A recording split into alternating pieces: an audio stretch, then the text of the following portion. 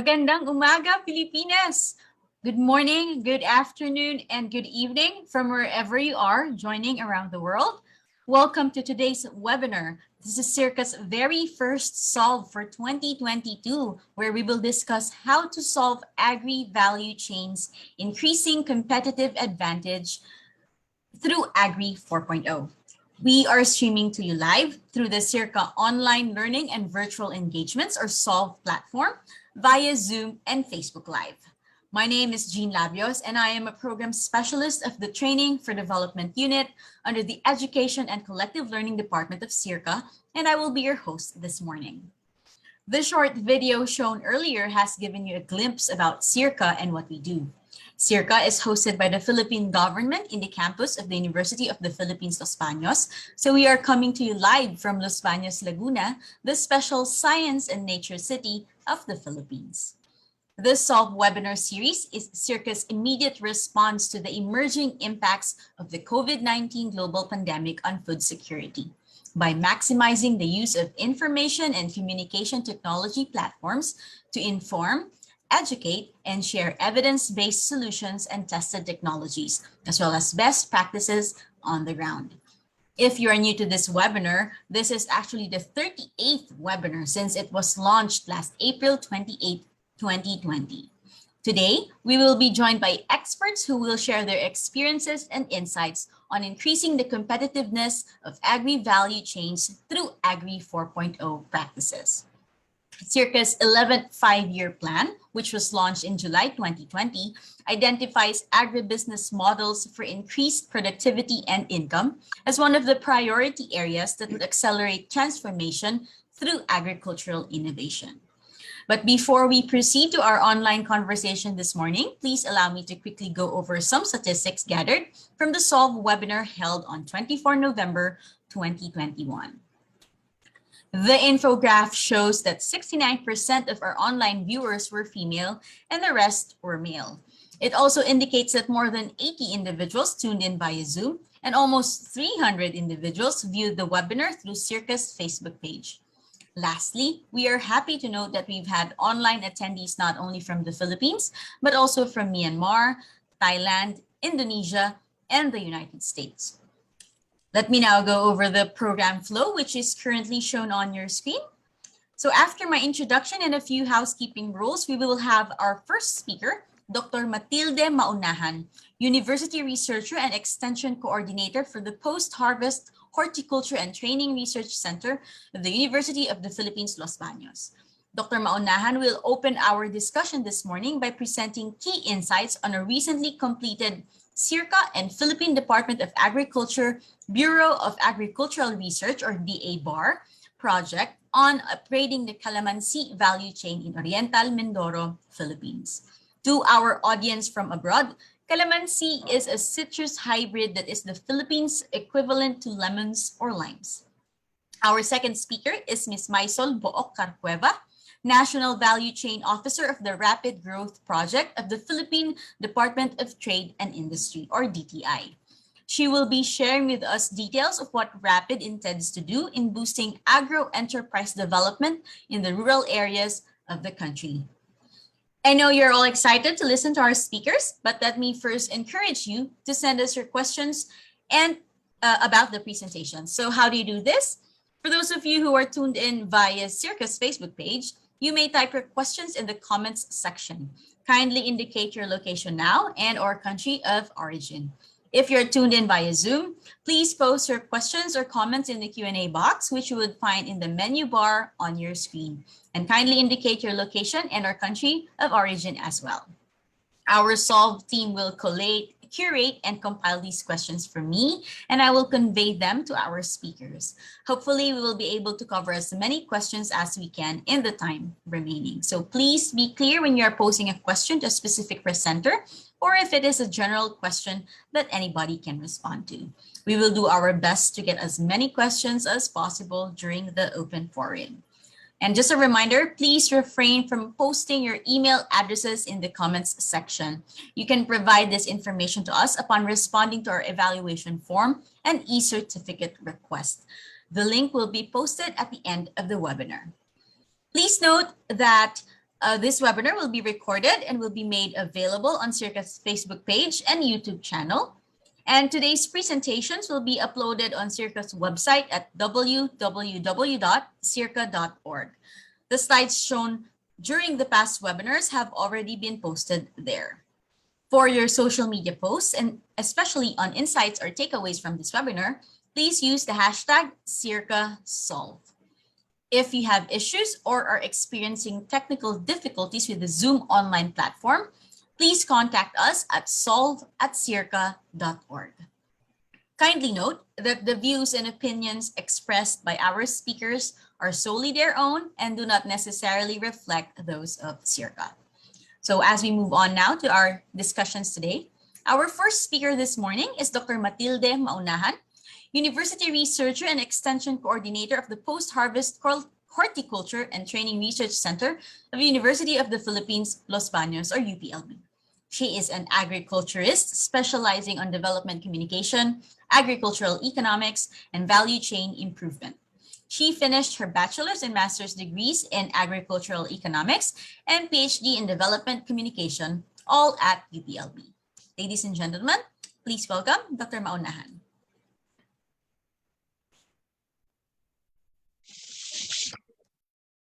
Okay, good morning. A pleasant day to everyone. I am pleased to present to you today our report from the previous project of Circa, and our presentation today is titled Value Chain Approach to Identifying Improvement or Upgrading Opportunities in the Processed Calamansi Industry in Oriental Mindoro, Philippines. Next slide, please.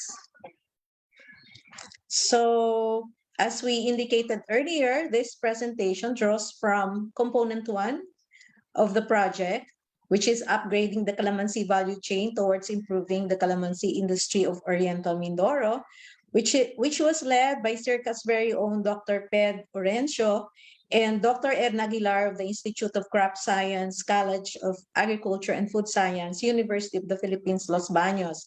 This project is a collaboration among Circa, the Mindoro State University, Oriental Mindoro Office of the Provincial Agriculturist, the local government units of Victoria, Pola, and Nauhan, and of course, UP Los Baños. So it started October 2018 and was completed June 2021. Next slide, please. To start with, we focus on calamansi as a former project of Circa, which was the ISARD project, saw the potential of calamansi as a banner commodity and Oriental Mindoro as a top producer in the country, and the need to upgrade the value chain to maximize the comparative advantage of both the commodity calamansi and its production in the province of Oriental Mindoro. Next slide. So the main issues are, during the peak season, there are problems of oversupply, low price, and of course, huge product losses. And while there are local processing plants currently operating in the province, they provide just an alternative, but only a small portion of the total production is actually processed. Next slide. So this presentation aims to give us an idea of the current practices and challenges in calamansi production, processing and marketing, to understand gender roles in the calamansi value chain, to identify the critical points where losses are incurred and where value can be created along the chain, and finally to identify improvement opportunities for value adding. Next slide. So the project team was guided by this particular framework in the pursuit of the objectives that successful value chains must create and deliver value by focusing on what the consumers actually need and are willing to pay for, and delivering this as efficiently and effectively as possible. And to be able to do this necessitates improved knowledge and practices with an influential champion to drive the improvements. Next slide. So we employ the value chain approach This is a diagnostic tool to identify the opportunities for improvement and deliver this as effectively and efficiently as possible, as these are what the consumers value in a commodity. So it's very important that the firm understands the needs of its customers to be able to deliver and create the value. Next slide, please. So these were what we did. We had a scoping study, including ocular visits. We did value chain mapping and key informant interviews, as well as focus group interviews involving the different stakeholders from the input supplier up to the consumers. Next. We also did some laboratory analysis of the existing product. So the main product in Oriental Mindoro is the calamansi concentrate.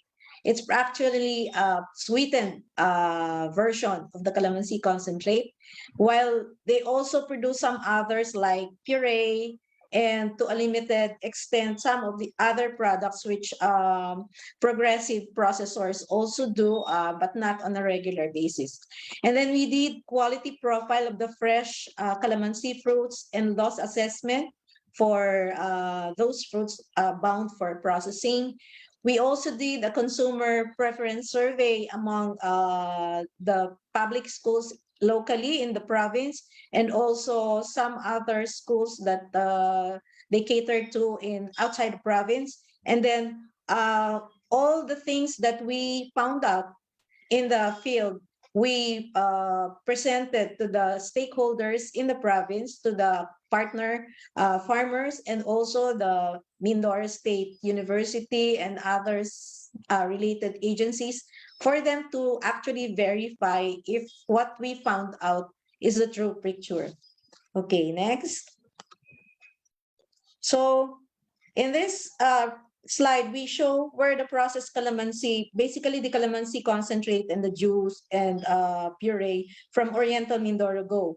So marketed locally in the province and other island regions, and even to as far as Canada and Australia for progressive processors. Next slide. For our value chain mapping, we covered plant nursery operators and agricultural supply owner, and we focused our key informant interviews with a major project beneficiary, the Victoria Calamansi Farmers Federation. We had all local processors interviewed also, and then some key traders and select processors outside the province, catering to both domestic and export market. Next slide.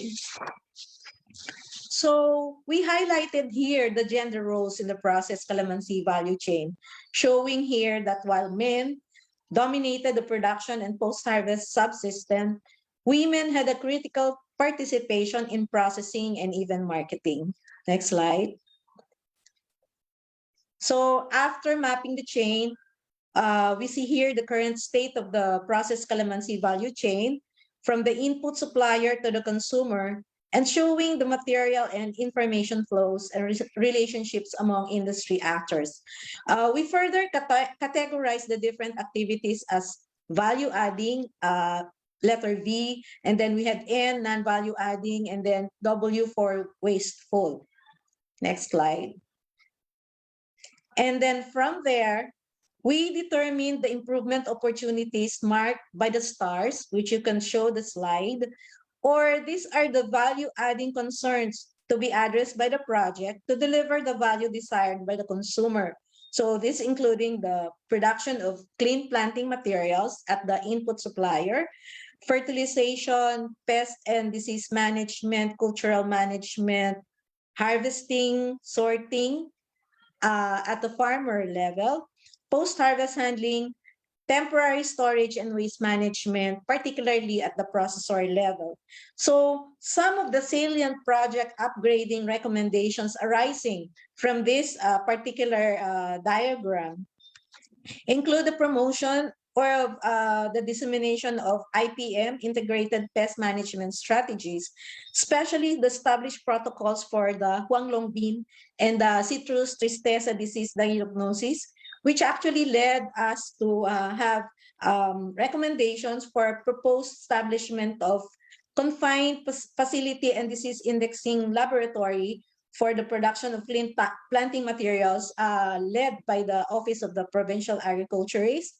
And then recommendations for off-season fruiting and other improved production practices to increase yield, and improve post-harvest handling practices and technologies such as hot water treatment, evaporative cooling, and modified atmosphere packaging, as well as those for processing like the standard quality specifications for puree and storage stability of the popular calamansi concentrate.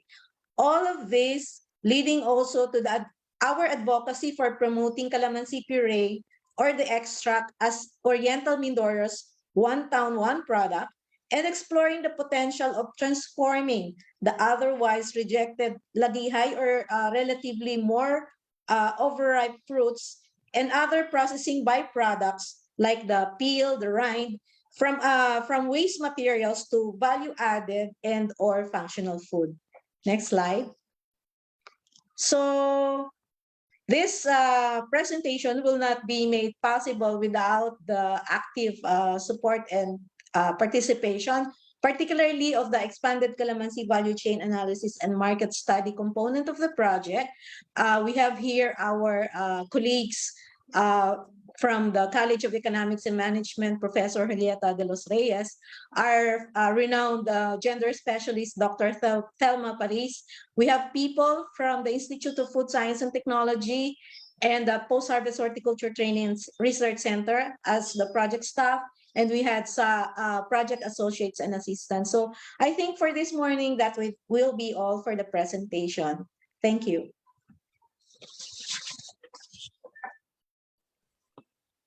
All right, thank you, Dr. Maunahan, for sharing the highlights of the Circa DA Bar Calamansi project and for demonstrating how the value chain approach in a concrete example such as calamansi can help industry actors from the end of the suppliers and farmers up to meeting the value desired by the consumers. I also note the importance of gender roles in the value chain, something that we also promote here at Circa. So later in our open forum, we can dive right into the details of the project on how this can be made scalable and or applicable to other commodities as well. So thank you, ma'am. Again, may I remind our online attendees watching this webinar via Facebook Live, please do start typing your questions in the comments section, including your location and our country of origin. If you're tuned in via Zoom, please post your questions in the Q&A box, which you will find in the menu bar of your screen. So while we wait for the next presentation to be shared on screen, please allow me to tell you more about our second speaker this morning.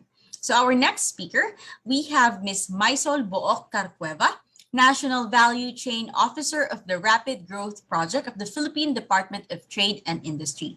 She has 16 years of experience in community development and has collaboratively worked with various value chains. She also worked with foreign-funded value chain projects with international non-government organizations. So this has allowed her to gain better understanding of the range of factors affecting the value chain performance. Ms. Carcueva has a TESDA NC4 accreditation as an assessor of agro-entrepreneurship, and she holds a master's degree in management from the University of the Philippines, Mindanao. Ms. Carcueva, the screen is yours. Thank you, Ms. Jean. Good morning, everyone. So allow me to present our experience in Rapid Growth Project on increasing productivity and enhancing the competitiveness of our smallholder farmers. So I will begin my presentation with a short background or situationer of our Philippine agriculture right now. Next slide, please.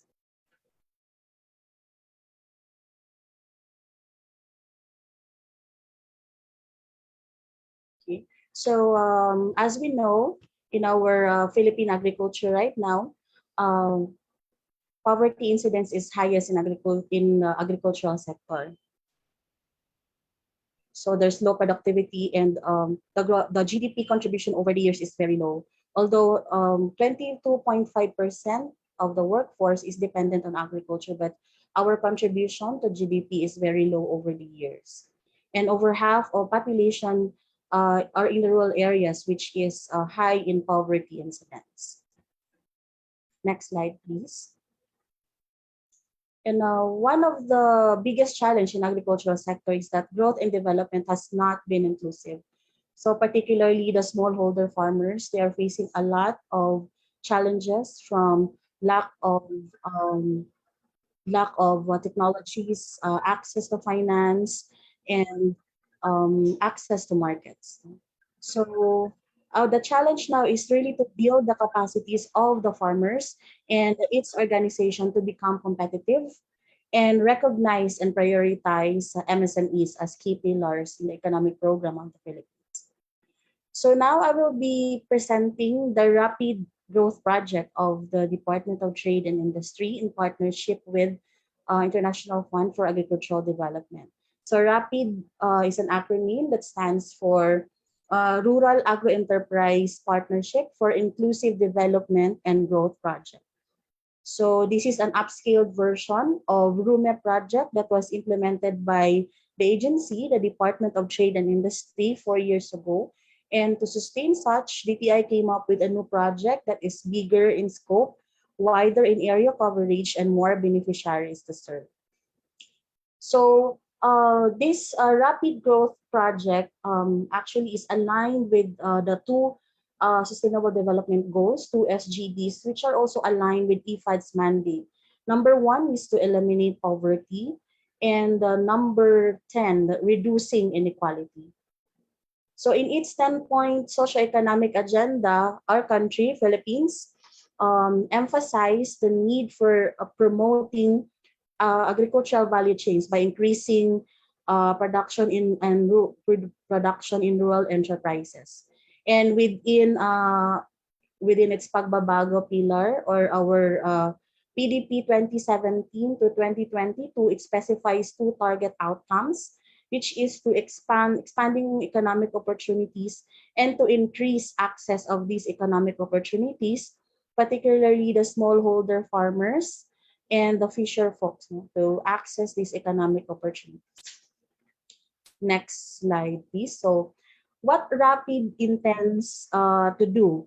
So Rapid Growth Project aims to trigger agro-enterprise development in rural areas. So this is a value chain, we employed value chain approach in this project, adopts a holistic government approach in the delivery of services. Expand economic opportunities aligned with the PDP, and create more agro-enterprises, particularly in rural areas, which is high in poverty incidence. Facilitate easy access to market, technology transfer, financing, and other business development support services in support to our smallholder farmers, its organizations, and the micro, small, and medium enterprises. And of course, Rapid also aims to bring trabaho, negosyo, kabuhayan, and kabuhayan to rural communities to create more employment and business and livelihood opportunities. So this is aligned with the advocacy of the DTI of the agency. Next slide, please. So in this project, since it's rural agro-enterprise partnership, so agro-enterprise, this is a new approach in rural development. So from production focus, wherein we ask the question how the farm is being managed, we only focus on yields and surplus. But in value chain approach, we ask the question how to engage in the market and earn more from value addition. So it's a value chain approach. That means that we address all the gaps in all the nodes and functions in the value chain, starting from input provision, production, post-harvest, processing, and marketing. Next slide, please. So what are we up to? So what do we want to achieve in the project? So our development goal is, of course, to increase the income of smallholder farmers and unemployed rural women and men across selected agri-based value chain. So from 7 priority sectors of DTI, the project focuses only on 4 sectors. So we have coconut, coffee, cacao, and processed fruits and nuts. And our objective, of course, is to sustain growth of agri-based MSME with strong backward linkages to farmers and generate employment and livelihood opportunities. So with this objective, we aim to achieve 78,000 farming households to increase their income by 60%, to generate jobs, both direct and indirect jobs, and of course, to increase the sales of 1,050 MSMEs by 100%. Next slide, please. So this is the rapid business model, the generic rapid business model, but we have a lot of business models emerging in the area, but this is the generic one. So I will be presenting later the different business models in the regions. So we have the smallholder farmers should be members of farmer organizations. The platform that we use in disseminating or our interventions is through the organization. So the farmers should be members of the organizations with commercial partnership agreement with an anchor, or we call it the market or the anchor firm. So they execute a partnership agreement. So we call it CPA in the project, but in other contexts, it's called marketing agreement. So there's also DTI monitoring the implementation of the provisions in the partnership agreement. So from the smallholder farmers to the farmer organizations and the anchor firm, they will receive a variety of rapid interventions depending on what they need, depending on the gaps that we want to address, what the investments will address. So first is the business development services. So this is a combination of technical services, addressing operational concerns, and of course, organizational strengthening. So from enterprise development, financial literacy, financial management, among others. And for technical BDS, so we have production, we have post-harvest, improve production technologies so that they will produce high quality, better quality produce. And then we have ad hoc or the project organized interagency coordination. We call it RTWG, the Regional Technical Working Group, which composed of national government agencies. We have representatives from NGOs, FSPs or financial service providers, and industry council. So they are the ones approving investment plans in the value chain. And the other regional technical working group is the one approving the farm to market infrastructure. So in support to improve access to market connectivity. So this is the first time that the agency will be implementing farm to market infrastructure, but this covers only rehabilitation of strategic road segments to improve the market access of the various value chain players in the supply chain. And we also have the partnership with government financing institutions. So we have Land Bank of the Philippines and the Development Bank of the Philippines for our conditional matching grants. So the investments being given to the value chain players are in the form of matching grants. That means that the proponent will come up with a required counterpart. So it's not a 100% grant to them. So depending on their category, so they need to come up with a certain counterpart. And we also have, of course, the partnership with DILG. So they are the ones spearheading the implementation of farm to market infrastructure. And for the project, so we have project staff at the regional level as well as the provincial level. And we also work with negosyo centers, business counselors.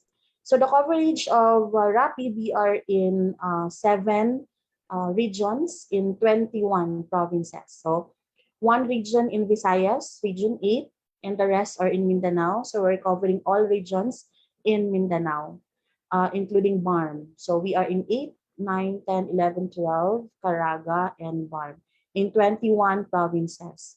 So what were the selection criteria in selecting these provinces? So first, of course, there's high poverty incidence in these provinces. Second is there are existing commodities, no, that Rapid will support. So coconut, coffee, cacao, processed fruits, and nuts. And the third one is high likelihood or potential of scaling up. So those were the selection criteria used in selecting the 21 provinces in the project. Next slide, please. So where does increase in income comes from in the chain? So let's start with the individual farming households. The increase in income comes from the rehabilitation and expansion of production areas. So these are supported by the project. So of course, it cannot be realized in the next year because the sectors that we are focusing are long gestating crops. No? So might be realized in 2 to 3 years once these crops start to be prolific, be productive. And then second is reduced transaction costs coming from consolidation of produce. So there's clustering and consolidation happening at the ground level. So to achieve economies of scale, we encourage them to consolidate and cluster themselves geographically. Third is better quality from improved production and post-harvest technologies. So since the purpose of implementing improved technologies is, of course, for them to produce better quality, and if they're producing better quality, it can merit better prices also in the markets. And then the fourth one is, of course, the patronage refund and dividends that they receive from the cooperatives or the associations that they belong to. Second is the farm organizations level, increasing income comes from consolidation of farm produce. So if they are selling in bulk, they can negotiate for better pricing. And of course, there's better logistical arrangements. And then the second one is post-harvest activities. This is value adding. So rather than fresh or raw material suppliers only. So the more you come up or climb in the chain, the value chain, the higher the income, but of course there's cost being incurred.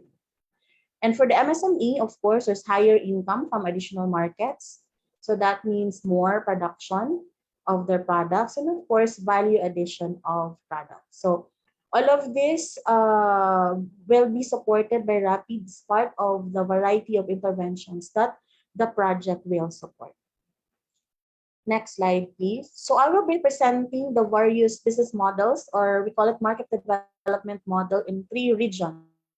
So I'll start off with the market development model in Region 10, where we tap with the sector is coffee.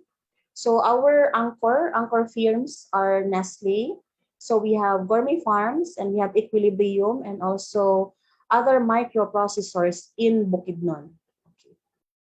So the big brother in this one, we call it Big Brother, is the Bayanihan Millennium Multipurpose Cooperative located in Pigtaoranan, Pangantukan, Bukidnon. So they are the ones processing the coffee. So they're producing commercial coffee sold to Nestle, specialty coffee sold to Gourmet Farms and Equilibrium Intertrade Corporation. And they're also producing roasted coffee. They call it late na palit. And they sold it to groceries, to stores nearby. And the produce or the green coffee beans comes from the cluster of farmers from these barangays, no? Barangays of the municipality of Pangantukan. And this cluster of farmers, they are composed of 500 plus individual coffee farmers, both members and non-members of the cooperative. So they are clustered geographically for easier communication, for easier consolidation and delivery of their produce to Bayanihan Millennium Multipurpose Cooperative, which serve as their big brother or the consolidator and processor. And the Bayanihan will sell the produce to these various markets, no? Combination of markets. So we have a big market, Nestle for commercial coffee, which guarantees scale and of course, sustainability, because they're partners of Nestle since time immemorial. It's a very long time. Okay, and they're also producing premium and specialty coffee sold to the specialty or niche markets. Next slide, please. So this is the, let's go to cacao. This is the market development model in region 11. Okay. So the farmer organizations are from Davao del Sur, Davao del Norte, Davao de Oro, Davao Oriental, and Davao Occidental. So they're producing cacao dried fermented beans, so we call it DFB. So bulk of their produce goes to Kennymer Foods International, and Kennymer also sold it to Puratus, to Mars Chocolate, international markets.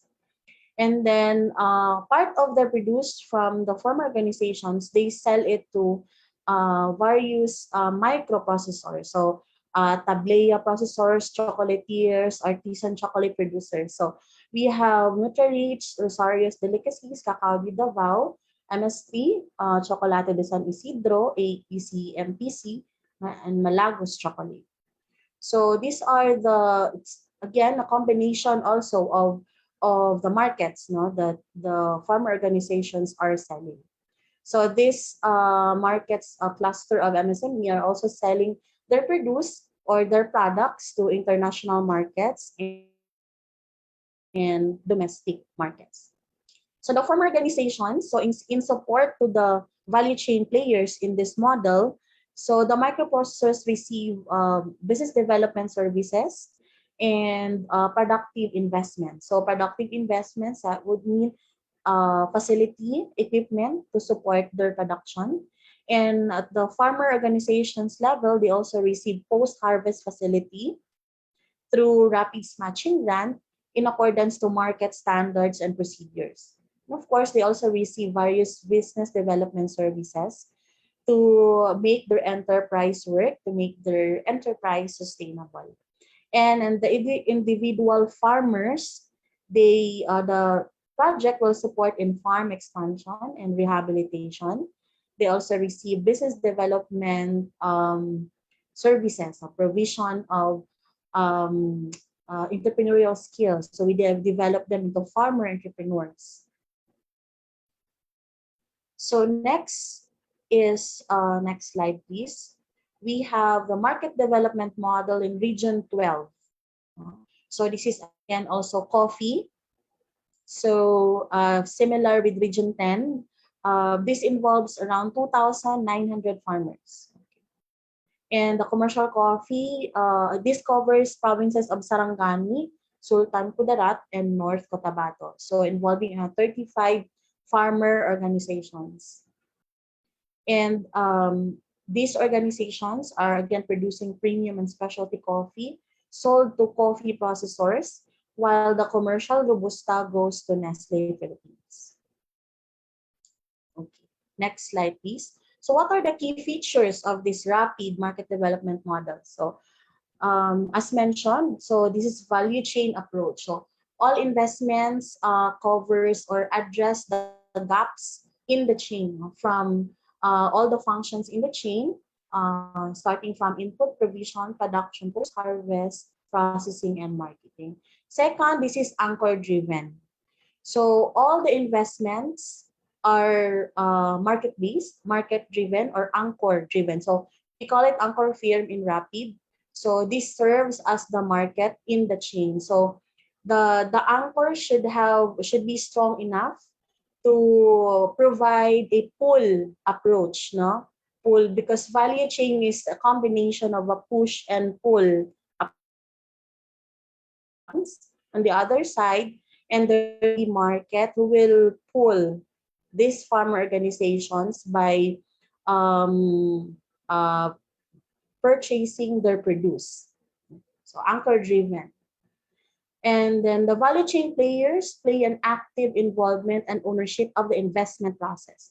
So during the investment planning, so these actors or players are involved, as well as in developing their business plans, no, in support to the investments that they are requesting from Rapid. So all the investments all the investment plans should be supported by business plans to show that there is really business, and to show that this is really feasible. And the next one is consolidation, and there's clustering approach. So as mentioned earlier, we have big brothers who serve big brothers or big sisters who mentors the smaller organizations. We have also another spokes and hub. So the hub, we call it the big sister, and the spokes are the farmer organizations supplying to the hub, and the hub is also selling to the markets. And the clustering approach, so we cluster them to make their transaction efficient and to reduce transaction costs. And we have competency-based capacity building. So the project supports the development of various competencies at different levels to make them, for them to be able to participate in the project, to seize the opportunities, the economic opportunities that the project will offer to them. And of course, there's a network of support. So ranging from the government support to the private support, private organizations, and also there's RTWG supporting them, and other institutions providing support. Because of course, the project can only do so much. The Rapid has also its limitations, and that is why there's an interagency coordination done, or so that there will be complementation of activities in the field, and as well as complementation of resources, and to avoid duplication of support. Next slide, please. So this is the Rapid competency-based framework that we are that we are adhering in the project. So this is at all levels for the farmers, for the farmer organization, and MSME level. So sets of knowledge, skills, and attributes. So first is group organization and clustering. So getting organized is really vital especially for small scale farmers. And on their own, individual farming households can do little to improve, of course, their livelihoods, and they lack the capital, they lack the skills, the experience, and the scale, to solve problems related to agriculture. And then they also have problems in how to invest, to market, and to innovate. But if they work together, they can be clustered geographically. They can be strong. And together they can save enough to invest in their enterprises, identify and exploit the opportunities that will be offered to them, and they can learn from each other, build their skills, and analyze problems, and find solutions. So there are a lot of models, clustering models, that other agencies are also adapting on this one. So this is not the first time that in the Philippines. So there are a lot of clustering models being adopted, both public and private institutions. Next is understanding and managing natural resources. Because we are agriculture-based project, of course, we depend heavily on the natural resources, water, the soil, the broader ecosystem. And there's a need to use these resources wisely so that they can continue to produce the crops sustainably, so that the production would be sustainable. So we should understand, especially the farmers, the natural resources and how these natural resources affect the production. Since this is a chain, so once the production will be affected, and the other ones in the downstream will also be affected. Next is the managing finances, very important in the value chain. Financing cuts across all functions in the chain. So from the farmers' end, they need to understand, of course, how finances what's the cycle of managing finances. No? Having these skills will of course enable them to make good financial choices regarding income, expenses, saving, and borrowing. So next is the marketing or the agro-enterprise approach. This is one of the biggest challenge that the farmer organizations as well as MSMEs are also facing. So the project will support on how they will be their produce to be marketable, to be attractive, how to be competitive in the chain. And next is promoting innovation. So they need to improve, of course, production, need to scale up. No? So rather than being raw material supplier, so why not innovate or do value addition? Innovation. So that's the competency framework that we are following, no? That we are adhering in the project. Next slide, please. So what are the value proposition to the various value chain players, no, for this partnership? So if they will join or participate in the project, so of course there's guaranteed supply. No, from the market side, of course they will be guaranteed with supply. From the backward linkage, they also be guaranteed market or buyback of the produce. And there's better pricing, better logistical arrangements, of course, and we get the anchor firms to invest. No? We get the market to invest, no? Such as trainings, facilities, mentoring, and joint monitoring. So once the market invests in a certain supply chain, of course, consequently they will monitor. And it's really a partnership. So those arrangements are included in the commercial partnership agreement that is being facilitated by the project, signed by the farmer organizations and the anchor firms identified in the chain. Next, so I just briefly discussed the challenges and issues that we encountered so far in the project. So since we just started the implementation, no, late last year, it was being prolonged or deferred because of the pandemic.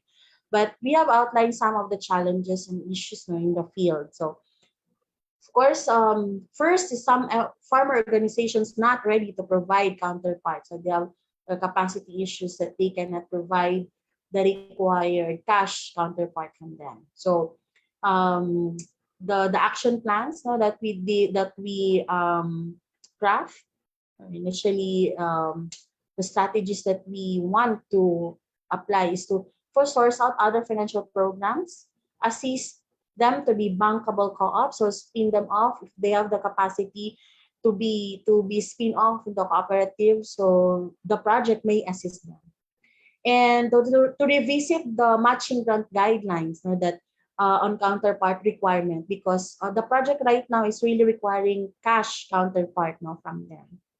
So and we saw it as a big challenge because most of them cannot provide the counterpart.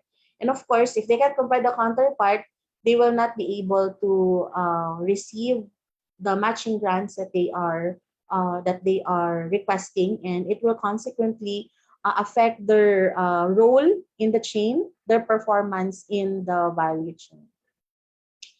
Next is the unavailability of farmers' records data, very rampant problem. So very common problem.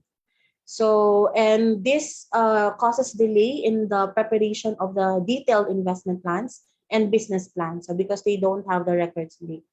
We have inactive farmer groups, poor financial management among cooperatives, and the FOs lack the capacity to manage their enterprise. Okay. So one of the agreed actions for this one is, of course, to reconstruct the farm organization's historical financial statements and to come up with a targeted capacity building plan per proponent. So from the competency framework, so we have tools to identify their specific training needs, and there's a targeted capacity building plan per farmer organization. So because there's no one size fits all for capacity building. Every value chain player have different capacity, different operations, and there should be a dedicated or specialized, modified, customized capacity building plan per proponent, where to capacitate them in managing their enterprise, preparing their own farm plans and business plans, and of course to provide interventions to improve and strengthen their financial management capacity. Next slide, please. And there's also a need for capacity building for credit cooperatives and FSPs. So conduct of trainings to strengthen the credit cooperative in terms of financial management. And there's also one of the agreed actions to maximize interbank arrangements of main government financial institutions, DBP and Land Bank FSP, with other smaller banks to facilitate access to credit and matching grants. And of course, technical assistance to FSPs, assessing their capability for designing value chain financing schemes shall be pursued to make them more accessible to project beneficiaries. Next is the value chain is weak, no strong anchor firm. So there are also regions that doesn't have strong markets of the commodities that Rapid is supporting. So the project will only focus on sectors where investment matters. So although we are not leaving behind all those small enterprises, but the project will focus more on the sectors where it really matters. No? Because the DIP or the investment plans, investment proposals should start with a strong foot. That is why it's very necessary to identify strong anchor firms who can provide a strong pull approach in the other end of the value chain. And the next one is getting the commitment of anchor firms is also a challenge. So, partnership should have a clear business case or model with profitable returns. Okay, so there were cases that anchor firms are very hesitant to join or to be in partner with Rapid because, of course, since this is a government project, the interventions are all in public goods and these are expensive. But because this is a government project, this is in the form of public goods. But at the side of the private firms, private markets, this might be expensive for them. So the partnership should really have a clear business case. The anchor firm should really see that the investments are really profitable, efficient, and of course with profitable returns for their enterprise to sustain, and of course all the value chain players in the chain are getting also the benefits that they deserve. So it's like the partnership should promote inclusive growth. So not only on the other end, but involving also the farm organizations as suppliers and the MSME as intermediaries. Next slide, please. So I think this is my last slide. So this is the sustainability triumvirate. So this was explained in the previous slides. So in order to sustain, so we have to have these three: people, social benefits, of course, environmental benefits for the planet to take care, of course, so to sustain all the investments, to seize the opportunities, economic opportunities, we also need to take care of the planet. And of course, the people, so need to scale up, to innovate, to teach them new knowledge and skills. And of course, there's economic benefits because our development goal is to increase the income of the farmers and MSME and unemployed women and men. So with this three, so we hope that the interventions, that the efforts that we did in the field will really sustain. Thank you and have a great day.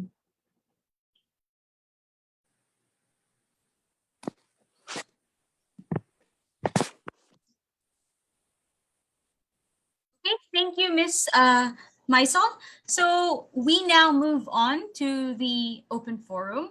But before that, of course, I'd like to thank you for sharing DTI's initiative in building capacity of farmers and recognizing how SMEs are key pillars for building the economy. So I understand that the Rapid project adopts the value chain approach in helping bring trabajo or jobs, negosyo or business, and kabuhayan or livelihood to our rural communities. And in focusing on agro enterprises, I note that the goal to improve household income by 60%.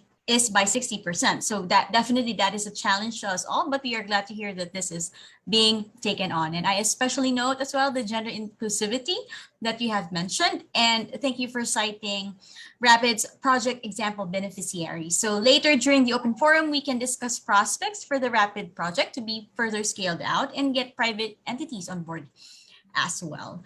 So, okay, I think we are ready for the open forum. I have several questions lined up.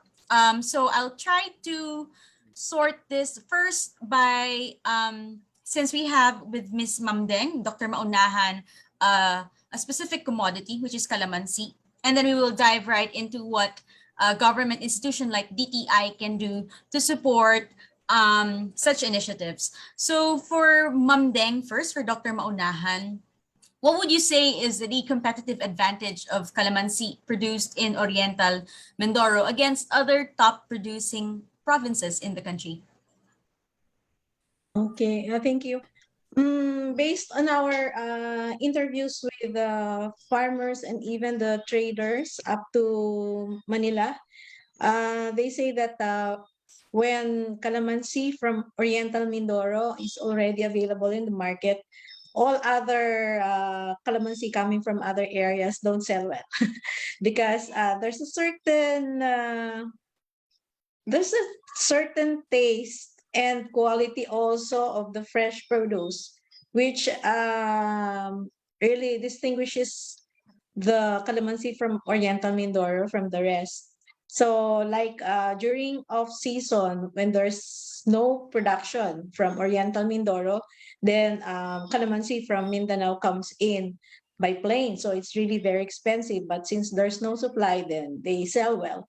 But the people like from Zamboanga, Sibugay know that when it comes, when the supply from Oriental Mindoro comes, then they cannot afford to compete. They cannot really send in produce from Zamboanga because it's really the consumers or even the traders, the other customers really look for Oriental Mindoro calamansi. So they say that to us. But also when we visited, I think Northern Luzon, they are also producing a good volume of calamansi already now. But they acknowledge the fact that there is really stiff competition coming from Oriental Mindoro calamansi. Okay, yeah, that leads me That's to what we hear. yeah, this actually leads to the next question. Is that what do you think could the improvements be, and do you think this can still be implemented in addition to what the project has accomplished? What else could be improved for the farmers in the province? So what about the other farmers? Are other provinces growing calamansi? Um, as we indicated in the last part of our presentation, we included some recommendations from the project.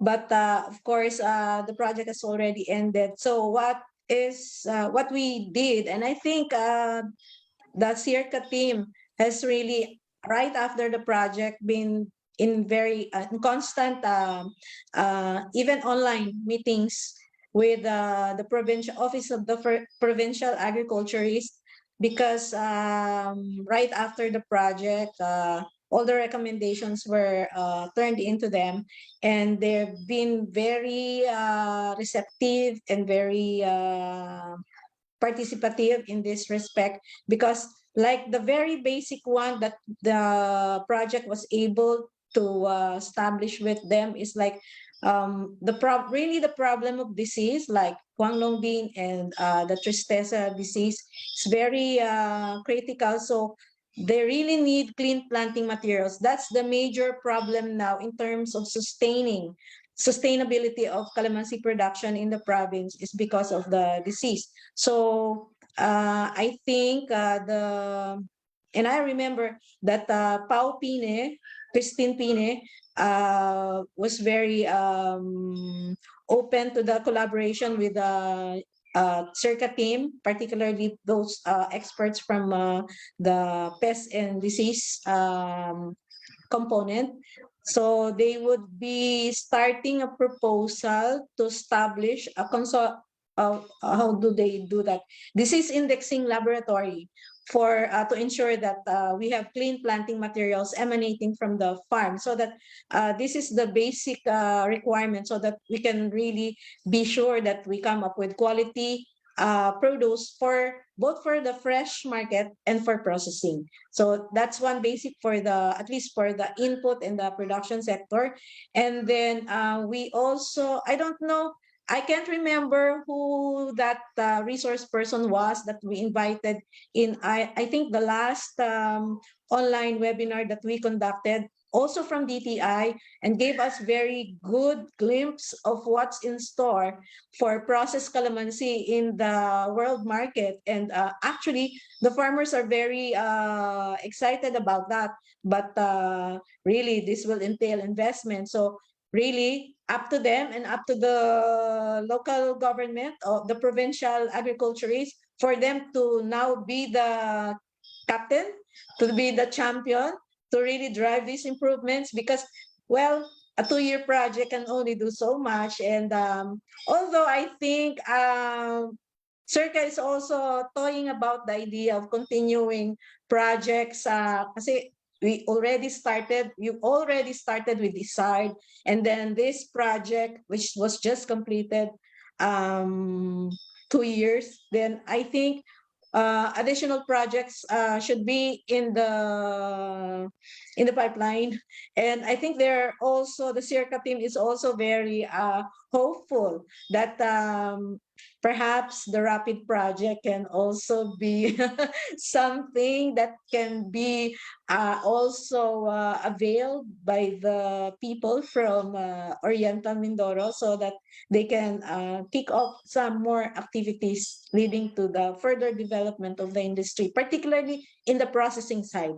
Because Really Fresh, it's very, they always produce so much during the peak season, but they can also just produce processed calamansi during the peak season because the price is low. But when there's no more harvest to speak about, then the price is very high, so they cannot produce anymore. So this thing. Thank you, Dr. Maunahan. Ms. Maisol, is that something that you would like to respond to?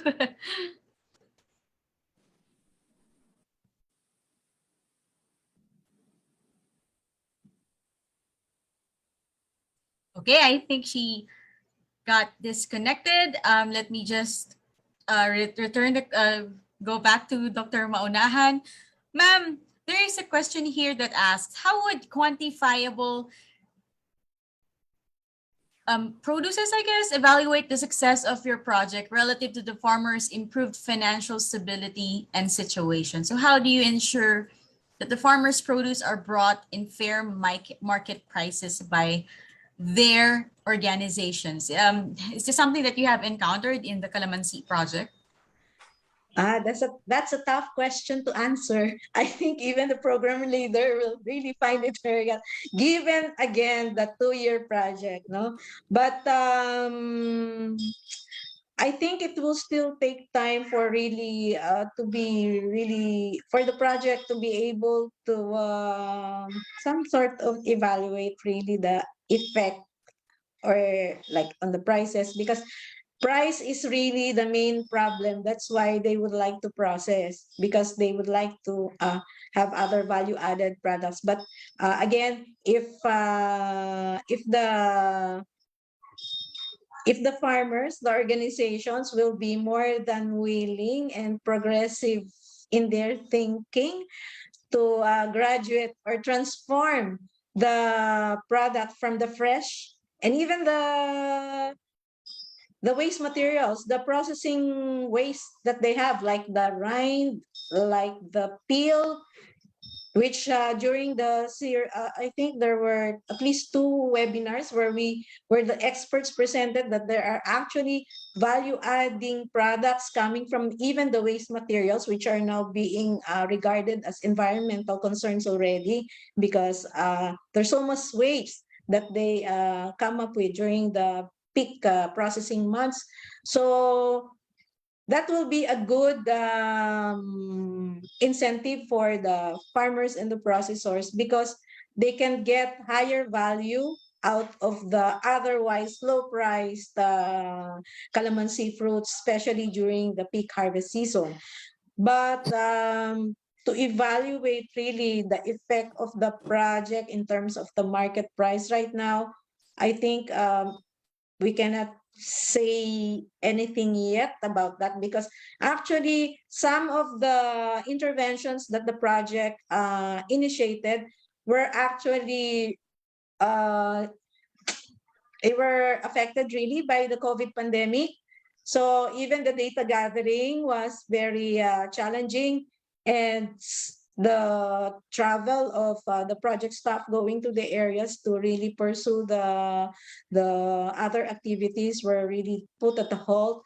And but the exciting part is that even if the project already phased out, it left a good start. Like with the Mindoro State University, we were able to put up a demonstration site. So technology transfer and dissemination, and um, actually Mindoro State University will also take off from there, because they already are thinking, because of the interest that was created by the ISARD project and then the second project, then the state university and even the local government unit, particularly the Office of the Provincial Agriculturist, are very keen about really promoting calamansi as their banner commodity, and showing to the whole Philippines and the whole world that really we have a good product with us, which we can also process into more value-added products. And I think they have already prepared a roadmap. So the effect of the project is more of, we cannot really say really direct at this point, but more of indirect, and creating more spillover effects. So coming up with more initiatives, and I think CERCA is also very, very much into more activities leading to further helping the Oriental Mindoro calamansi industry develop into so much more than just the fresh fruit and the usual calamansi concentrate. All right. Thank you, ma'am. So, ma'am, you mentioned the roadmap. I have here one question from Jimmy Nuevas of Oriental Mindoro. So, on improving the citrus industry in Oriental Mindoro, one of the constraints is the stringent requirement of FDA on registration. Was this considered in your study? Because the sad part of this requirement is that FDA does not have a specific construction design that would qualify a processor for the issuance of an FDA certification. Thank you for the question, Sir Jimmy. Kumusta po? Long time no see. Anyway, that's a very relevant question up to now. I think that's a perennial question. When we started the project, it's already there. It's already actually part of the, shall we say, results already of the earlier value chain study that the local government did for a project of the Department of Agriculture for the PRDP, Philippine Rural Development Program. And when we actually did our key informant interviews and focus group discussions with the both the processors and the farmers, they really were saying that the FDA requirements are very stringent. But as far as the project is concerned, we can just highlight those and reiterate to the concerned agencies. But of course, the bottom line is, if you are really bent into going into really business, then we don't have any recourse but really to follow, because that will make us competitive. In fact, most of the processors, we interviewed all active processors at that time. I think there were 8 or 10 of them. But I remember only one processor was able to register. And actually, at that time, they were renewing. This is, I think, a farmers association, but they have a very legit and well-established structure. So someone's really managing the operation. So they were able to do that, although really very hard, but they were able to do so. And if they were able to do so, then I think the other processors, if you are really serious about your craft, about your business, then they can also. But there are always birth pains, and you really have to invest if you are really keen about, especially for processing. It's very really stringent. Yes, we consider that, and we tried facilitating between the concerned agencies, but I think we were not able to secure the attendance of the FDA during the webinar. But I think both the DTI and the DOST have been giving support in terms of the shared service facilities and the trainings. I think they're also helping these processors in their negotiations and transactions with the relevant government agencies, especially regarding regulations. I don't know if Mom from DTI can provide us some guidance about this. Faisal, would you like to comment? Hey, hello. Sorry, a while ago I got disconnected, Miss Jean. I'm That's sorry. okay, ma'am.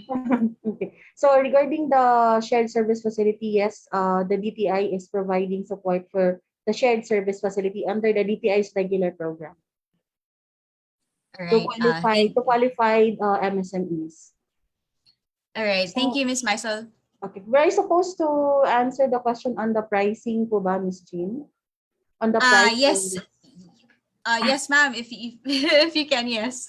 Okay, so actually on the price now of the commodities, actually if you're producing a commodity like it's not a, process produced, of course commodity prices are really determined by the forces of supply and demand in the market. No? So there are a lot of factors that will be considered, no, in the pricing and the project, or we don't have a hand on that one.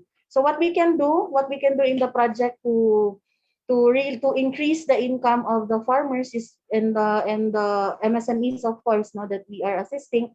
Because first is to reduce the cost. No? At the farmer level, we have this training, improve production technologies to reduce the cost and to produce better quality. So if they produce better quality farm produce, of course, they can merit good prices in the market. And then the third is consolidation. So with consolidation, if you are there's economy of scale, achieving economies of scale, transport will be easy, no, transport will be efficient, and you can negotiate for a better price in the market. And then the fourth one is go for value addition. No? So rather than you sell for commodity, you go processing, because these have higher prices, no, in the market, but of course with a certain cost. But it's better than being a fresh or raw material supplier. Thank you.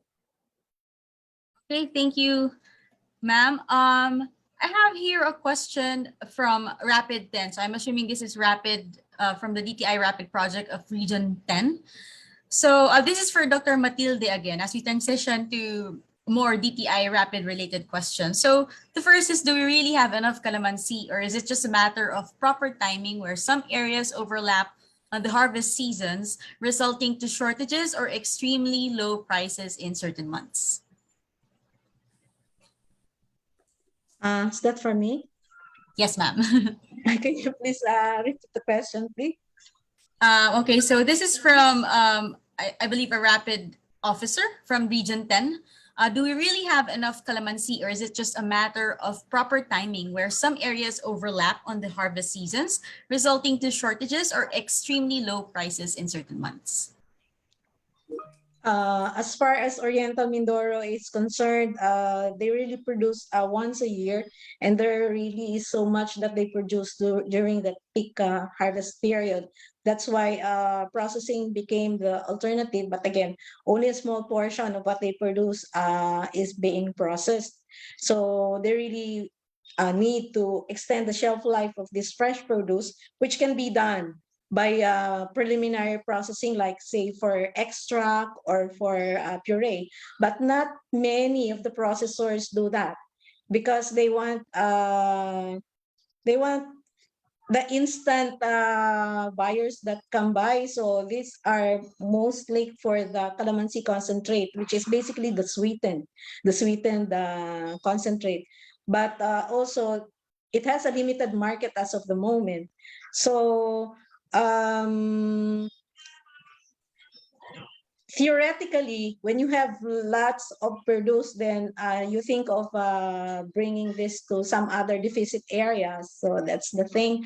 But it's also very challenging because right now, during we had also a sort of lakbay aral where we also visited other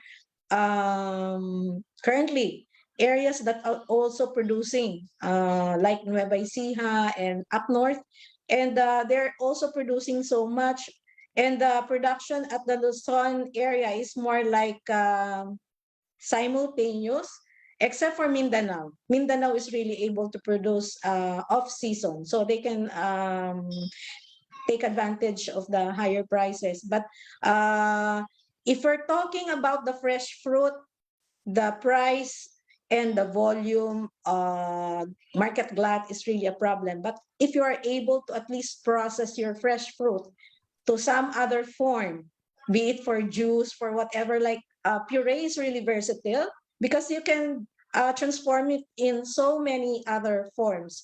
And again, as I said earlier, we have the waste materials from processing that we can actually make into like cosmetic products, some for medicinal purposes also. So there is a wide range of opportunities for people who would like to invest in processing, in processed calamansi products. So I think that will make the market and the prices better because you are able to either prolong the shelf life of your commodity or look for other forms that you can market. And actually, these processed products really fetch better, very high incentives for both farmers and for both the processors. It's more of the mindset, like in Oriental Mindoro during the webinars where we've been always telling them about this, but it seems that the reception is not so I don't know. The usual to see is to believe, maybe, and also perhaps maybe because of the resources that they need to be able to put up something. So I think it's either perhaps institutional support will be very important in this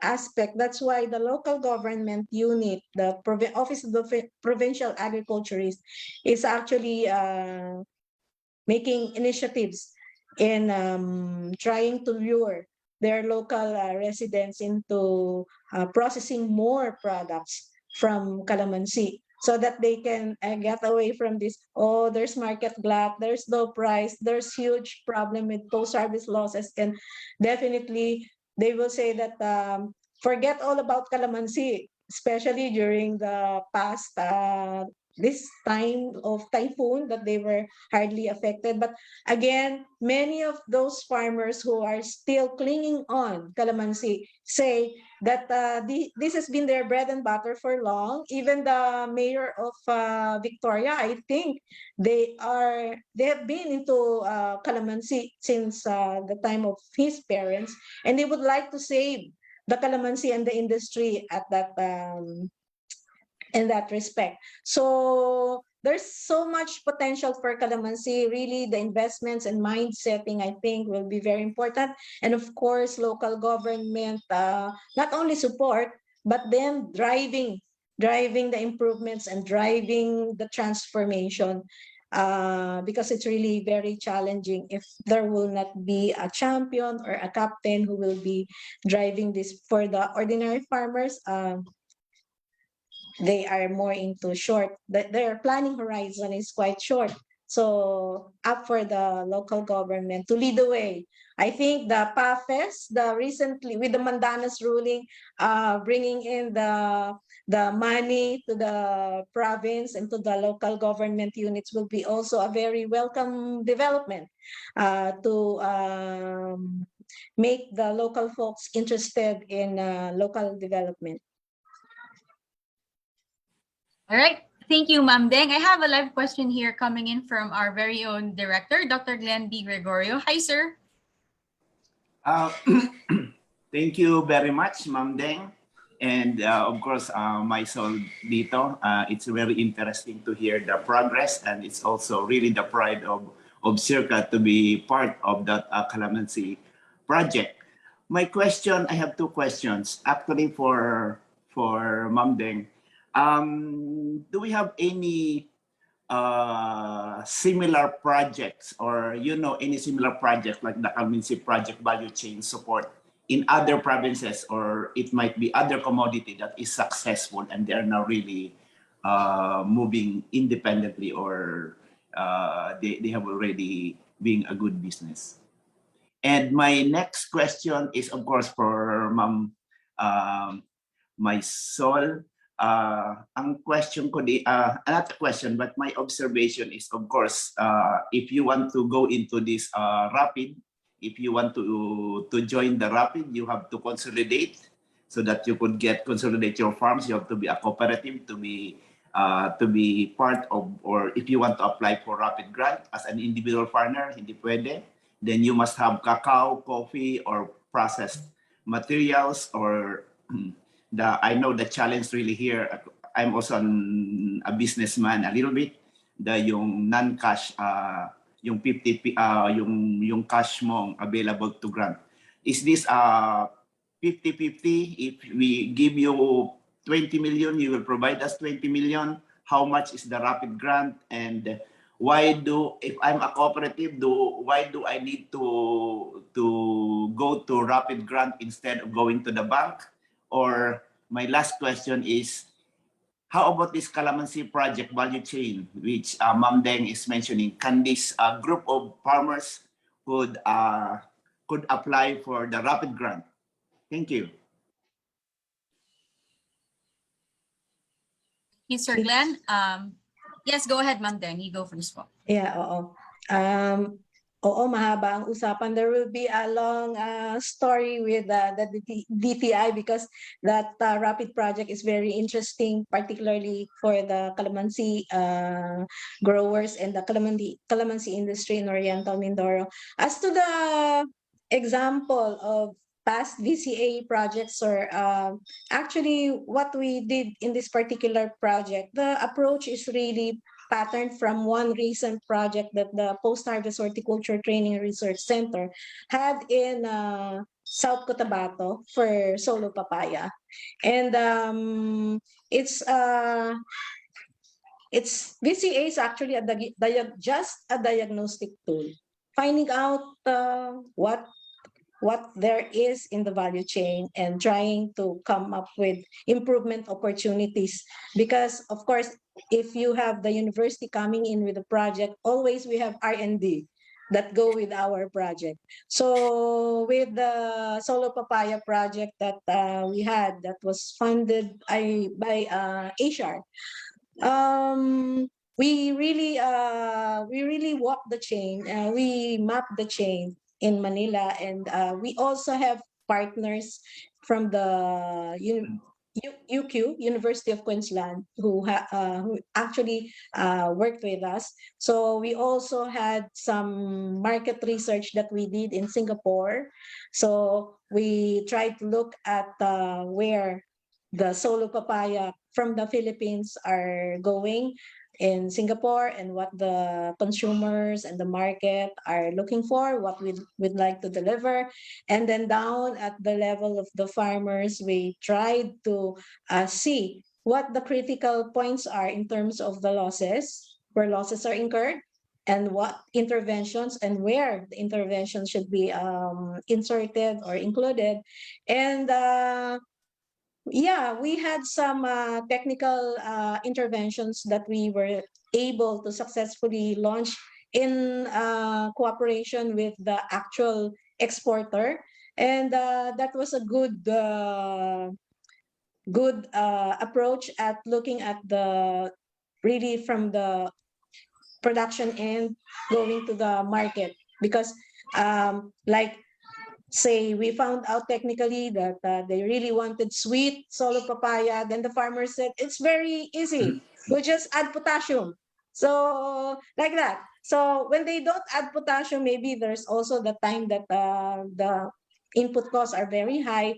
So through the seminars, we were also able to convince the farmers that you really need to send in really good quality products, because the market is this is what the market wants. So you need to deliver that. And especially for specialty markets like Singapore, they really pay. They are really willing to pay premium.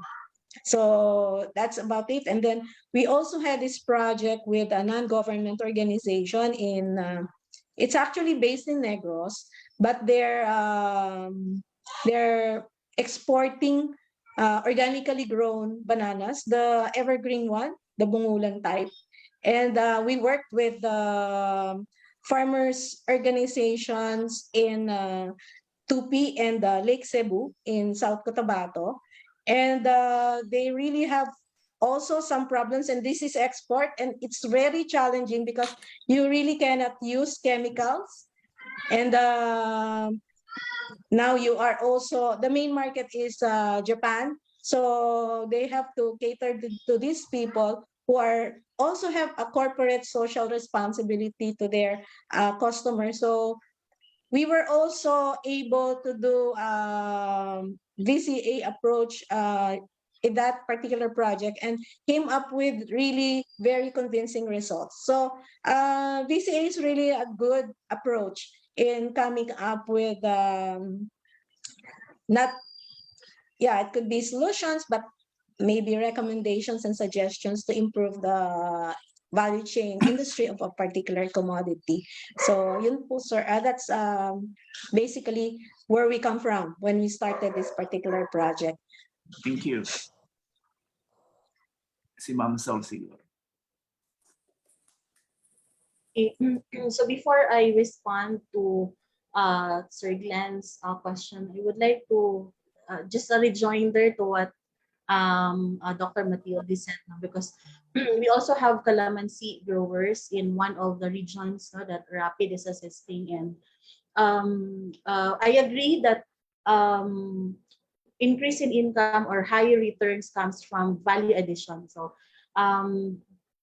there's really a high return if you really process it into either a puree or a calamansi concentrate. But of course, there's a challenge on the markets for this one, because the turnover rate is really slow for the processed calamansi concentrate. Whereas for the fresh calamansi, there are a lot of establishments accepting fresh calamansi, such as restaurants. But of course, the challenge here is the proximity of the establishments to the farmer organizations and the volume requirement that they need, because I believe some of the establishments are requiring daily delivery so that the produce will be fresh, fresh as they serve it to their consumers. So that's the challenge also for this one. So as much as possible, we really encourage them to value add the calamansi, so that they will merit good prices in the market. And we hope to get more markets for the processed calamansi. And I think we can also the study or the project presented by Dr. Matilde will be a helpful reference for this one. And to your question, Sir Glenn, on the matching grant, how much is required from the farm organizations, from the micro, small, and medium enterprises? Actually, they have different percentage, no, of the counterpart that's required from them. So for cooperative, they're required to come up with 40% counterpart. So only 60% that Rapid will give, no, as matching grant. And for this one, aside from the percentage, we also have the investment cap. So for cooperative, the maximum investment that we will give is 1.5 million. And then for microprocessors, that's 40% Rapid and 60% counterpart. For small, 30-70, and for medium, 20-80. So the higher or the larger the scale of the coverage of the category of the enterprise, the lower the Rapid grant. So it's 40-30-20 for micro, small, and medium. But for cooperative, it's 60%. So mas malaki po yung grant po for cooperative. And it's a cash counterpart. Yes po. What the project does not allow a non-cash counterpart. That is why it came up as one of the challenge of the proponent, because they are proposing for non-cash counterpart. But the project will revisit, no, the design during our midline study next year. So we will evaluate since this is not yet conclusive, no. So the midterm study, we will revisit the strategies of the project, whether they are still relevant and responsive, no, to the needs of the beneficiaries of the project. Kasi the project was conceptualized pre-COVID, no? There's no pandemic yet. And now with this pandemic, it's a different ball game already. And we really recognize that there are value chain players that are really affected, no? Their economic disposition and financial position hinders them from performing their roles in the chain. So hopefully we can come up with strategies that will be responsive, you know, to the needs of these beneficiaries of the project.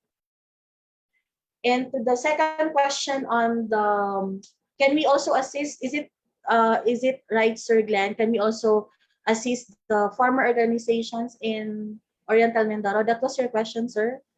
Yeah. Am I right? Can we example the Calamansi project in Oriental Mindoro? Can they are they qualified to apply? If you are proposing for farmer organizations to be assisted by the project, the farmer organization should be located in the 21 provinces. No?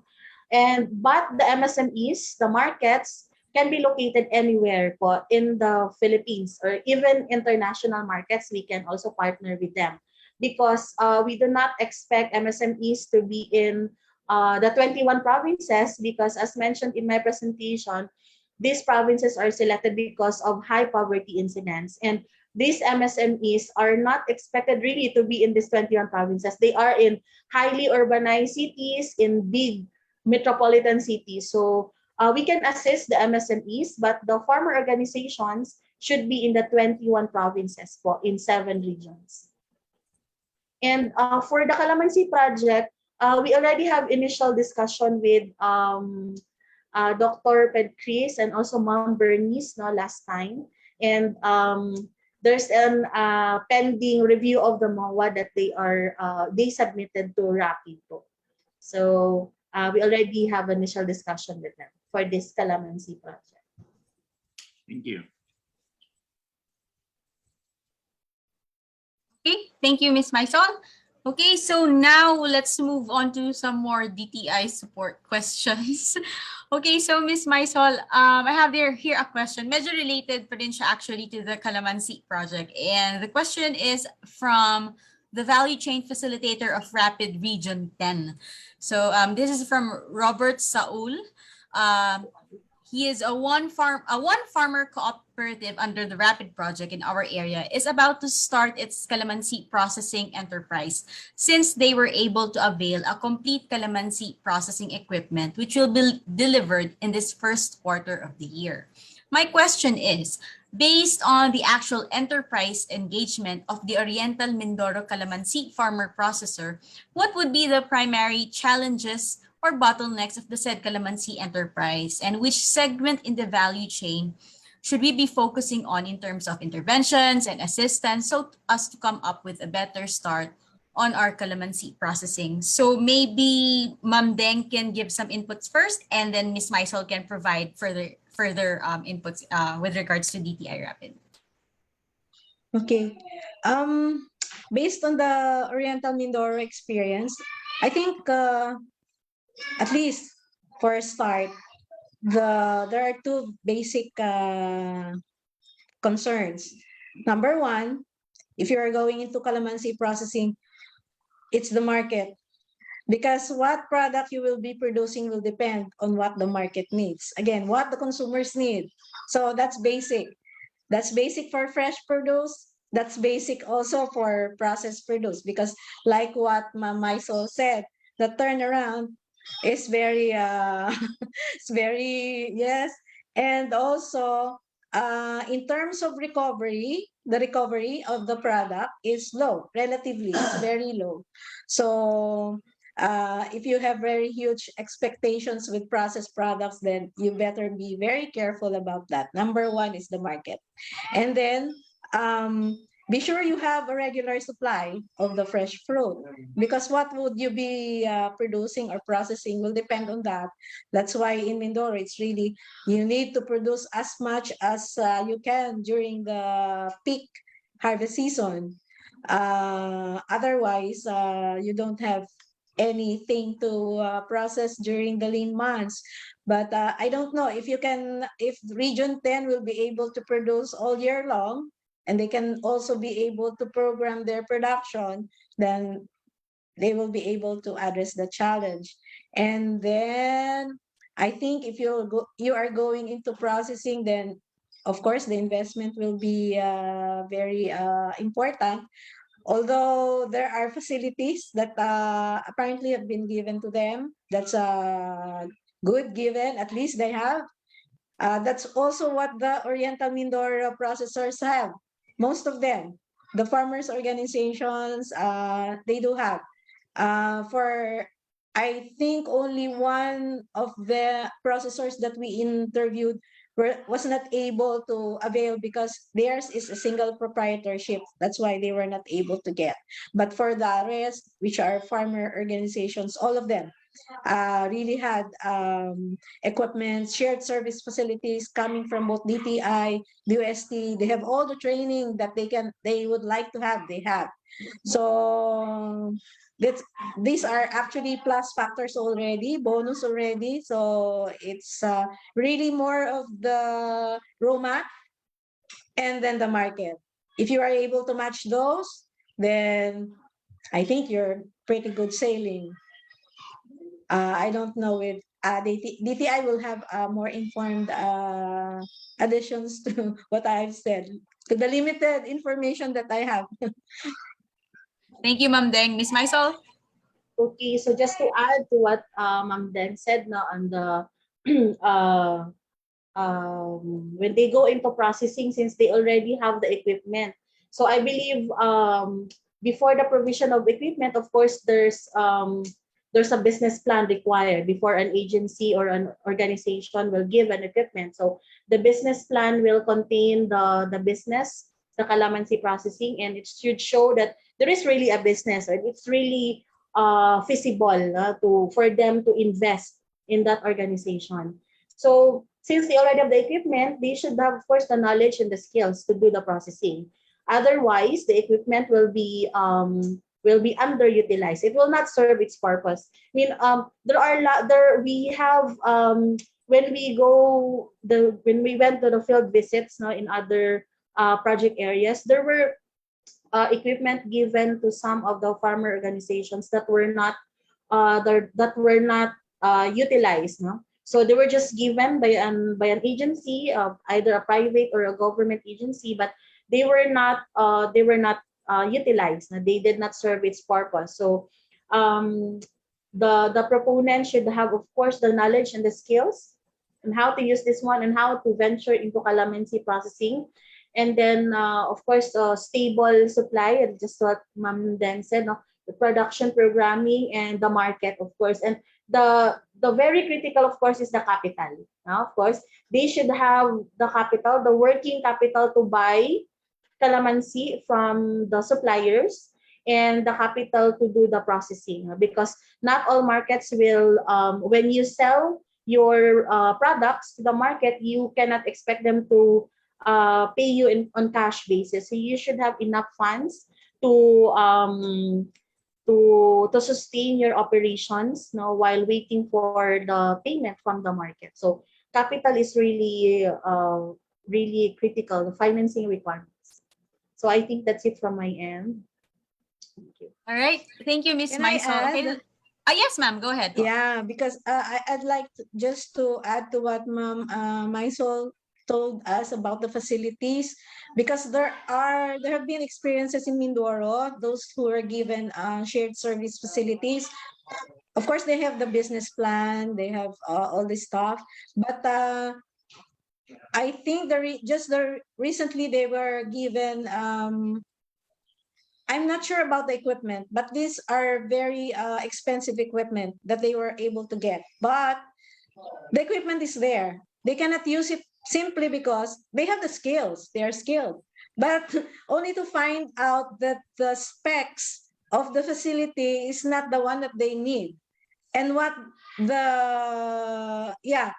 they need and what they would be able to process given the volume. And also, I think one of the processors in Rojas, Oriental Mindoro, was saying that, it will still take time because of the electric requirements, because they have a huge energy requiring facility. Maybe the whole barangay will not get any electricity at all if they use it now, if they operate now. So they really have to invest in a transformer. So mix matches like that. More of the technical component will be very important also. And sometimes the beneficiaries will say that we opted for this specific specifications, but when the equipment arrived already, it's different. It will not suit our needs. It's not what we wanted. So will be between the government agency or whoever the donor is and the requirement of the particular farmer organization. So there are really very many things, especially when it comes to processing. That's why there are many facilities given by government that really just become white elephants. So we don't want to have more of those. We want more functional equipment because the government is really investing much on this. And of course, the government would like to see that the community or the beneficiaries really gain from these particular investments. All right. Thank you, Ma'am Deng. Okay, so more into the DTI Rapid project. So, ma'am, there is a question here. So, in terms of scaling out, how can the Rapid project be picked up by private entities like financial institutions and private marketing arms? So, since this is a government initiative, right? So, how can we encourage private entities to partner, to join the value chain, and then take on a greater role?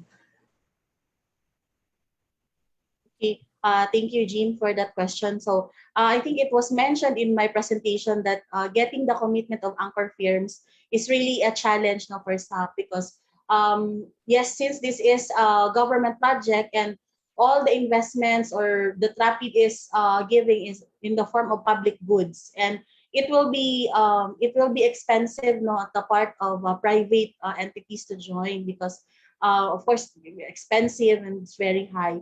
So that is why in the chain we really encourage active involvement of the players in the investment planning, so that all the provisions, all the agreements now will be included in the partnership agreement. So all of the provisions on the pricing, on the delivery of the trainings, if the private entities are offering trainings, it can be included, no, in the agreements. Yes, this is expensive for them, but of course there are certain value proposition, no, if they will join the Rapid. So if they see that there's really a business case, and there is really business, and there will be profitable returns to them because they will have guaranteed supply, and of course there is DTI monitoring the partnership, and a guaranteed supply in volume and in quantity. So I think that would be good value proposition for them. So not only on the markets, but also on the side of the financial service provider. So actually, we have several partners already, or FSPs, aside from Land Bank and DBP. We have both bank and non-bank FSPs, no, providing various financial services to the value chain players. All right, thank you, ma'am. Actually, I have here one comment from the chat box. It says here that some possible anchor firms had not so good experiences in doing business with small producers. I guess that's where your comment is also coming from. And this is actually from one of your Rapid officers in Region 10. All right, ma'am. Next would be so the pandemic has given the rise to the need to digitalize agriculture, primarily due to mobility restrictions. And however, most of our farmers have limited access to such technologies, mostly due to low income and their far locations. So how can the Rapid Growth Project support our farmers to adjust to this new normal? And how can we make them Agri 4.0 ready?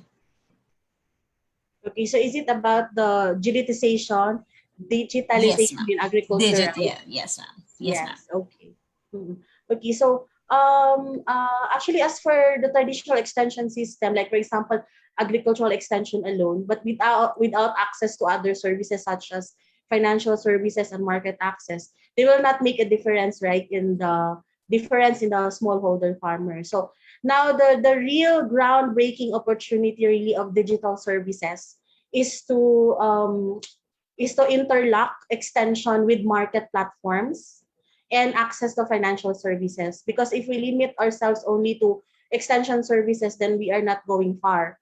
So other than the digitalization of extension services, access to market and inputs also could be considered as an integral part in the digitalization under the value chain development approach. But of course, we won't deny that digitalization in agriculture have been there for quite decades or quite some time, but its reach to smallholder farmers really limited, just due to its accessibility, connectivity, and of course the capacity of especially the smallholder farmers to derive results.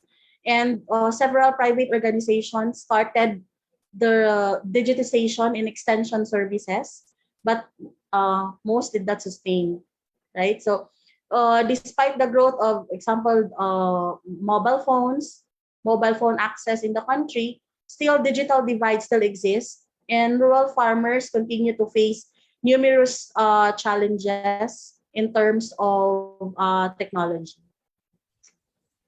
Right, that's it. Okay, thank you, Ms. Maisol. I have here one question. What is the possibility for partnerships with institutions for developing commodities like Calamansi in Mindoro or coconut in Quezon? So you mentioned that these are targets, but there are not much interventions on these at this time. Okay, so is it private institutions? Are these MSMEs, or large firms in Quezon and Mindoro? Actually, ma'am, I think it goes to a different kinds of institutions. Say, for example, with us at Circa, is there something that we can explore with DTI? Is that Yes. something that's possible? Yes, Just it's possible. asking. With with MSMEs, is that also possible? With private Yes, it's entities, is that also possible? So paano po kaya yung uh, ganon? for So uh, for farmer organizations, they should be in the 21 provinces, now, as mentioned to Sir Glenn. But the MSMEs, we can partner with MSMEs anywhere in the country, as long as they cover the rapid commodities, no? Coffee, cacao, coconut, and processed fruits and nuts. So, but of course, aside from that, there will be of course, an assessment of their capacity, no? If what is the role that they will play in the chain, because um if they want to be the anchor firm, of course there are certain parameters that we should look at, no? So one non-negotiable for that is that they can provide the strong pull approach. That means they can buy from the 21 provinces, no, that Rapid is assisting. And for the institutions, yes, for I think there are several collaboration points that we discussed with Sharka, no, last year, and we hope to really nail the partnership na this year. So there are a lot of collaboration points that we discussed with Dr. Pedris and Ma'am Bernice, no, particularly on the policy engagement in calamansi, no, and the strengthening of the industry councils moving forward. So all right. yes, for institutions like Sharka. All right. Thank you, ma'am. Okay, I have several more questions lined up, but it is almost noon. So in the interest of time, we will be sending your comments and questions to our speakers for them to answer, and we will share them via email to those who asked the question. So that sums up our open forum. Thank you, Dr. Maunahan and Ms. Carcueva, for that very insightful discussion on the prospects for improving competitive advantage in value chain participation for different commodities to promote increased income for all our agri-value chain players. But before we close this webinar, may I request both our speakers for some closing or takeaway message. Let's start with Ma'am Deng. Okay, what shall I say? Not prepared to have this takeaway. Anyway, I think as far as calamansi industry in Mindoro is concerned, and even for those like in Region 10 where they would like to start, it's still, especially with the COVID situation, Sir Jimmy Nuevas is right. I saw his comment.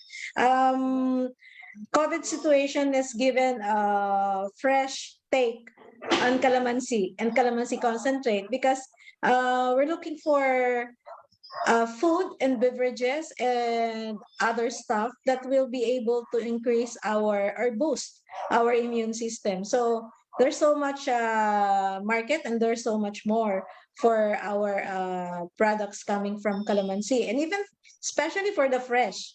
It's still, I think for me, I still would like the fresh calamansi for drink.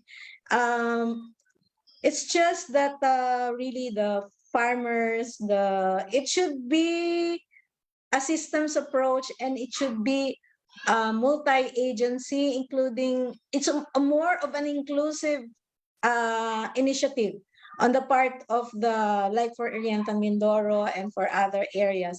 Not if you are going to produce calamansi as fresh or for process, you're not alone. You need to seek assistance from the relevant government agencies, because they have a mandate to help you, and they are helping. They have programs to help to be able to assist and support you. So do not be ashamed. There's so much that they can offer, and together, if the farmer is really keen, if the processor is really keen, every one of us has his own role, own responsibility. If we do that independently, it's not enough.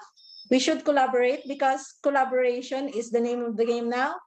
Co-innovation, everything is in right now. So we better take advantage of what resources and assistance and products the other agencies and other stakeholders have, and so that we can improve our industry for not only for the province, not only for individual processors, but for the country as a whole. The future, I think, is still very promising. We just have to get our act together, no? And once you decide to embark into not only production of the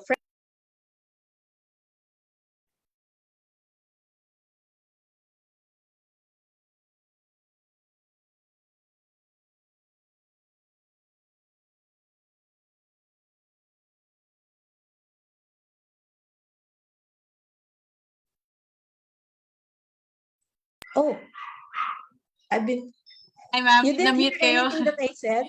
And I got cut, ma'am. Sorry. I think that's accidental. So anyway, in short, I would just like to reiterate that we should get our act together, all the stakeholders in this industry, and if we do our individual roles, be the best farmer that you can be the best processor that you can be the best LGU representative that you can be, and local and the other government agency that you can be, then there's still a rosy picture for our calamansi industry, for the other commodities that we have, because with the pandemic, we saw that agriculture is still the way to go. And where we are really very kind of helpless, and maybe you have some negative thoughts about the other industries. For agriculture has been functioning even during the pandemic, and we just have to